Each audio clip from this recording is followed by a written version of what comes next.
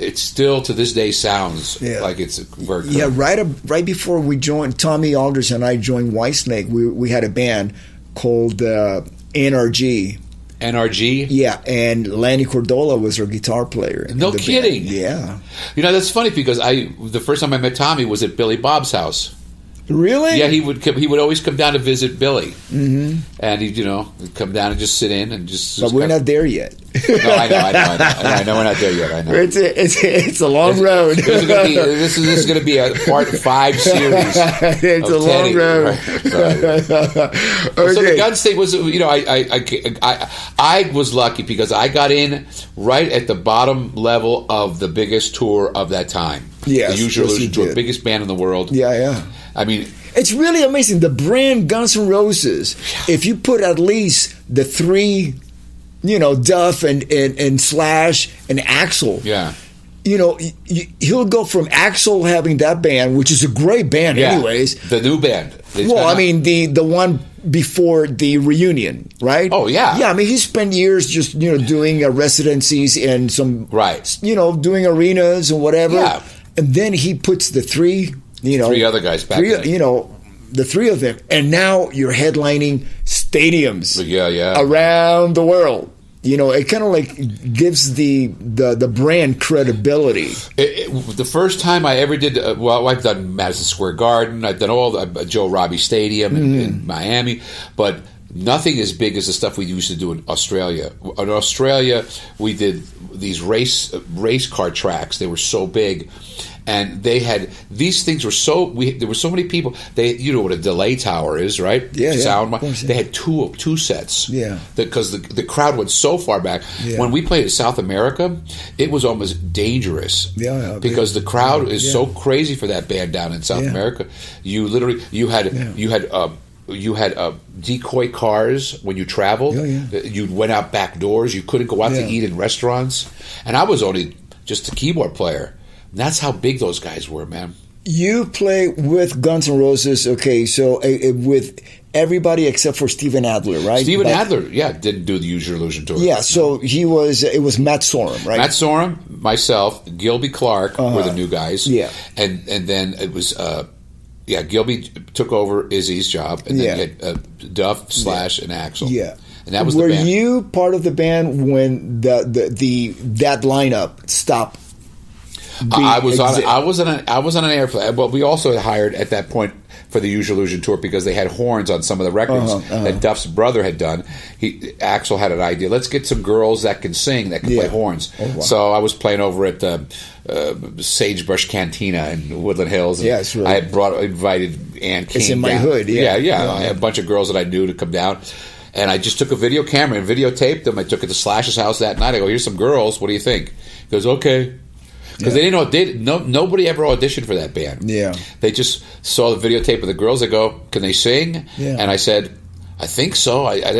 So we get to the rehearsal. Yeah, he asks the girls, "Okay, let's do Knocking on Heaven's Door." So they step up to the mics, and it's like, "Knock, knock, knock." I'll go, "Oh no."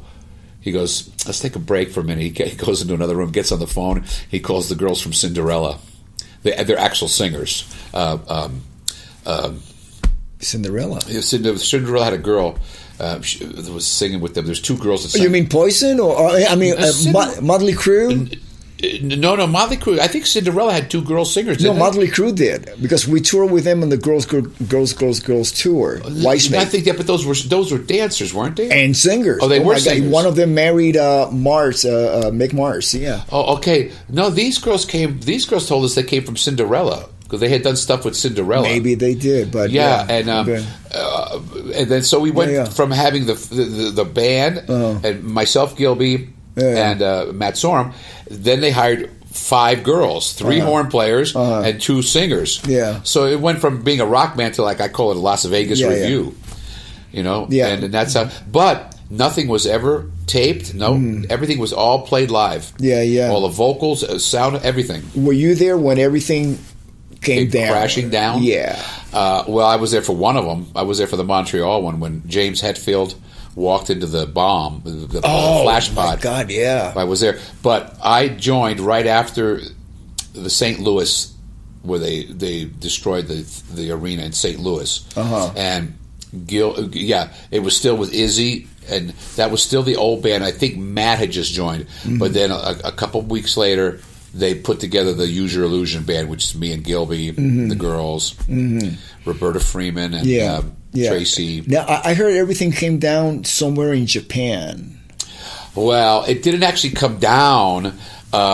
We played the Tokyo Dome, which, if anybody is aware, the Tokyo Dome is the largest indoor baseball sports arena of its kind, but it's kept it's a, what do you call it? The roof is kept up with air. So it's like a vacuum. So when you go through the door, everything is on a revolving door so that no air will escape. When you pull in with your car to get into the actual event, you pull it down a ramp, and there's a door that stops. The door behind you goes down, and then this door will open up. But it's a massive. You could fly a plane in this thing. It's called the Tokyo Dome, and we played there. Nobody told Axl that there was a restriction on how big the stage had to be because of the fire code and stuff like that. And he decided to come to the rehearsal, and he just walks up on stage and he looks around and he goes, "Well, this is not going to do." And he throws the mic down and he walks off. So we all go back to the hotel and just kind of, wow, okay, what do we do? Well, we get to the gig that night, and as we're playing the first number, you could still hear the crew guys extending the stage and making the stage bigger while we're playing. And again, it was just one of those things where, had I just said to him, "Listen, the stage has got to be this big because," but they had a really beautiful stage with all these ramps. So Axl really liked. He used to do all these sprints from one end to the other, and I think because the stage was shortened, he couldn't do that. And he was like, I want to be able to perform, do my thing. And I did tell him, and I think that's what pissed him off the most. It just tell me. If it's not going to be that, just tell me. Now, you've played in so many branches of Guns N' Roses. You were in Slash. I like to say I played with everybody that got fired. So I played in Slash's band. I played in Duff's band. I played with Izzy. I didn't ever play in his band, but I did play with him at the opening of the Hard Rock Hotel. I was in the band. It was me, Matt Sorum, Tommy Lee, Gilby, and Steve Stevens, and we backed up Nikki Sixx, Izzy Stradlin, Katie Lang, and a bunch of other artists. But that was the only time I played with Izzy. But what's the biggest difference between, let's say, you're playing with Slash and then actually playing with Guns N' Roses? What does that combination bring? When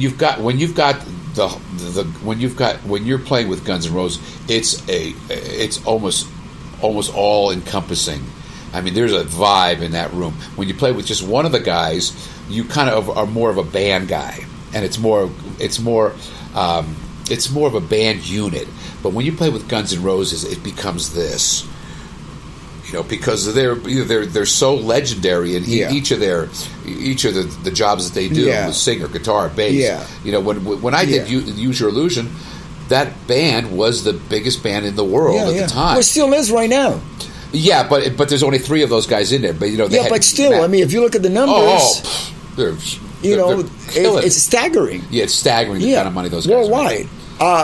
So the sense that I'm getting is that when you put Slash in Guns N' Roses, is Slash at 1,000%. Yes, yeah, exactly right. That's exactly right. And then you, as a solo, let's say his band is Slash 100%. Yeah, well, it's maybe half that. Do you think it's because they bring things out of each other?